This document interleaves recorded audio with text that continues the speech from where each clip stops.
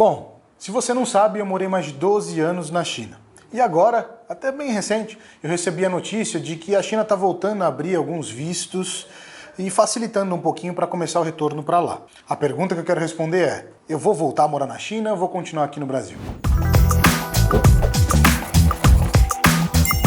Seja bem-vindo a mais um vídeo aqui do canal. Eu sou o Lincoln Fracari e aqui a gente fala de importação e China. Tem muito conteúdo legal, você pode ver os vídeos antigos, quanto você pode usar a própria abinha aqui dos vídeos e pesquisar algum tema de importação. Se você gostou do conteúdo, lembra de deixar sua curtida e, é claro, se inscreve no canal se você não está ainda. Eu fui para a China muito cedo. Na verdade, eu tinha acabado de formar, formei cedo, formei com 21, e depois, em seguida, eu já trabalhava em uma empresa multinacional chinesa. Tem muita história para trás aí, eu tô pulando muitos passos de como eu cheguei nessa empresa, de como eu comecei na Huawei, né, nessa empresa que hoje é conhecida por aparelhos de celular, né, então a marca de celular. Mas naquela época não era. Naquela época não tinha nem o modemzinho 3D, nem o roteador, nenhum aparelho de telecom, e sim apenas a rede de celular.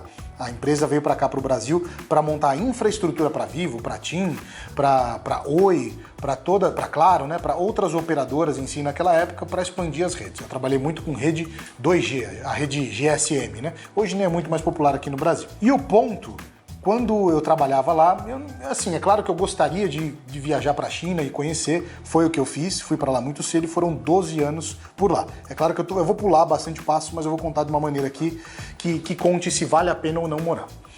E a época que eu fui era uma época totalmente diferente da de hoje. Muita gente ainda me manda mensagem, principalmente os estudantes, perguntando se vale a pena morar lá agora, se vale a pena pegar uma bolsa e estudar mandarim, ou se vale a pena... Muita gente, na verdade, pergunta se vale a pena procurar trabalho. E as pessoas dão diferentes exemplos. Poxa, eu sou operador de empilhadeira, tem vaga.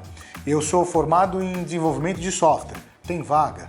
Eu sou tal profissão, vale a pena? Várias pessoas perguntam, né? Então todo mundo parece que quer trabalhar nesse mercado que está crescendo e os estudantes veem como uma oportunidade e também querem estudar para lá. Eu diria que a maior diferença dos dois tempos, dos tempos atuais e dos tempos que eu fui para lá, em 2009, lá naquela época sim era uma época de mais oportunidade. Então tinha sim muito mais chance para todo mundo. O estrangeiro era muito bem-vindo na China.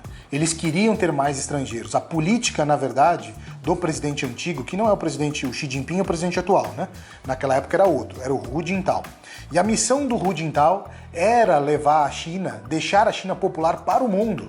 E diferente disso, o presidente atual, que é o Xi Jinping, ele já tem uma política para aumentar o poder de compra e a qualidade de vida dos chineses. E algumas das coisas são meio conflitantes. Tanto é que se você pegar no domínio, vamos falar assim, enquanto o Hu Jintao era o presidente, as marcas foram para fora, nasceu DJI, nasceu a Huawei, foi muito para fora, ZTE, Xiaomi começou a nascer, vamos falar assim, em projetos, né? Veio depois, mas já estava ali num projeto embrionário, o Alibaba, do Jack Ma, a maioria das empresas nasceu meio que nessa era da China levar as coisas para o mundo. E era essa época que o estrangeiro era muito bem-vindo, a China queria aprender com tecnologia, queria trazer talentos novos para lá para aprender com eles. Era muito interessante para a China trazer doutores, PhDs, mestres, principalmente de engenharia, parte de energia, parte de tecnologia, para levar para lá e absorver. E é claro, abrindo para parte desses estrangeiros, outros iam para lá em busca de trabalho,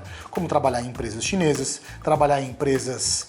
por exemplo, existiam empresas brasileiras lá, a nossa empresa é uma empresa brasileira, então a gente contratou muito brasileiros no passado. Se você era americano, você podia buscar uma multinacional americana por lá, e assim vai.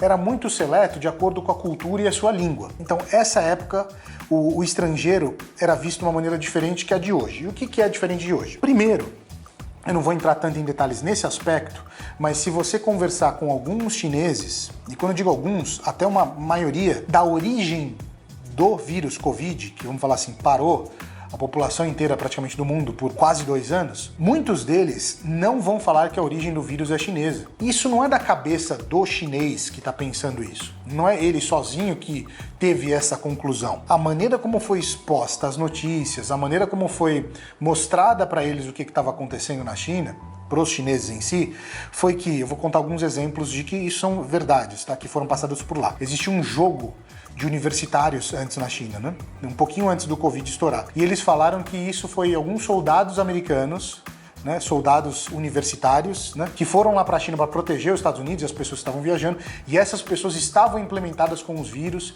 e eles foram os pacientes zeros que transmitiram para todos. Depois, tinha algumas notícias que o vírus nasceu na Itália. Não sei se você lembra, mas a grande causa, né? Muita gente começou a morrer na Itália. Muita gente mesmo. Foi o que alarmou praticamente o mundo inteiro, a Europa. E na China não estava morrendo ninguém. Então eles usaram isso de gancho para falar que provavelmente o vírus veio da Itália através de alguém que veio para a China. Eles martelaram tanto isso que muitos pensam dessa maneira. Aí você vai falar assim, Lincoln, o que tem a ver isso com a China antiga? O que tem a ver com você morar lá ou não? Eu quero que você pense a seguinte linha de raciocínio. Quando você coloca para um povo inteiro que os estrangeiros não são mais os bem-vindos, que estamos sempre de braços abertos para receber todos, e ainda tem um adendo que talvez todas as pessoas que foram trancadas na China foi por causa dos próprios estrangeiros, você imagina como a cabeça do chinês pensa daqui para frente. E isso aconteceu bastante. A gente não costuma falar, olha alguém de olho puxado e falar, todo mundo é japonês, chinês, é tudo igual. Né? Isso é feio de falar, mas um monte de gente fala. Eles falam a mesma coisa da gente. Eles falam, olha só, tudo estrangeiro é tudo igual. Eu lembro que eu tinha um amigo, porque ele era praticamente loiro, né? Mas se colocava eu do lado dele para conversar com um chinês novo, eles perguntavam se a gente era irmão, se a gente vinha do mesmo lugar, mas não tinha nada a ver um com o outro. Mas para eles, como a gente julga eles iguais, eles fazem a mesma coisa com a gente. Então, se eu fosse dizer para você que está pensando em ir para lá, ou respondendo por mim mesmo, se eu vou voltar agora que os vistos estão voltando, eu diria que não. Eu não vou voltar a morar para a China. Na verdade, eu estou desesperado para voltar, visitar fornecedores, visitar meu escritório, visitar as pessoas que trabalham nas empresas que a gente tem na China e em Hong Kong, mas não em si para morar lá de novo. Isso eu não tenho planos.